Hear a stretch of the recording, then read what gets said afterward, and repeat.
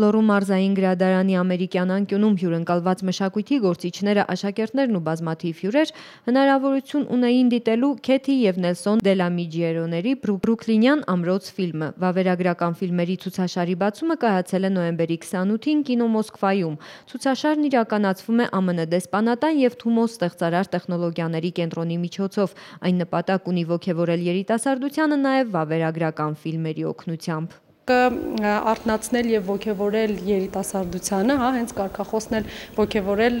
երիտասարդությանը վավերագրական ֆիլմերի միջոցով։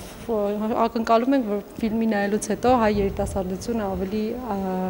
կոգևորվի եւ կներշնչի։ Բրուքլինյան ամրոց վավերագրական կինոնկարը պատմում է քաղաքի ամենաաղքատ թաղամասերից մեկում գտնվող միջին դպրոցի համազգային տարբեր մրցաշարերում հաղթանակների թվով իրեն հավասարը չունեցող շախմատի խմբակի 5 անդամների պատմությունները։ Կինոնկարում նկարագրվում են երեխաների կրած դժվարությունները անձնական կյանքում եւ խաղատախտակին։ Սա պատմություն է եւ նրանց կրած պարտությունների դառնության եւ հաղթանակների սպասումի մասին։ Film Showcase is a really important program. Վավերագրական ֆիլմերի ցուցաշարը կարևորում է մի քանի պատճառներով։ Ֆիլմերը ցույց են տալիս Միացյալ Նահանգների կյանքը տարբեր երանգներով։ Մարդկանց թվում է, թե ամեն ինչ շատ լավ է, բայց ֆիլմերում երևում է, որ կան խնդիրներ եւ ցույց է տրվում դրանց լուծման ուղիները։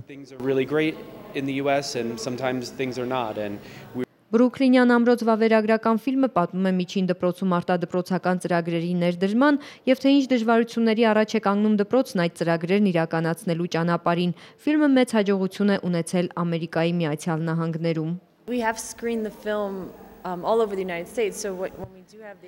Ֆիլմը ցուցադրվել է Միացյալ Նահանգների բազմաթիվ տարածքներում։ Հուզմունքի պահ կա, երբ այն ցուցադրվում է արդեն նահանգներից դուրս։ Երբեք չգիտես, թե մարդկանց կողմից ինչպես կընդունվի այն։ Ուրախ եմ սակայն, որ ֆիլմը Հայաստանում լավ ընդունելություն է գտնում։ Գիտենք, որ Հայաստանը աշխարհահռչակ շախմատիստների հայրենիք է։ Վավերագրական ֆիլմերի ցուցաշարին հանդիսատեսը հնարավորություն կունենա հետևելու Երևան, Գյումրի եւ Վանաձոր քաղաքներում մինչեւ նոյեմբերի 15-ը։ Նայինե Մաթևոսյան, Արայիկ Նազարյան, Միք հեռուստաընկերություն։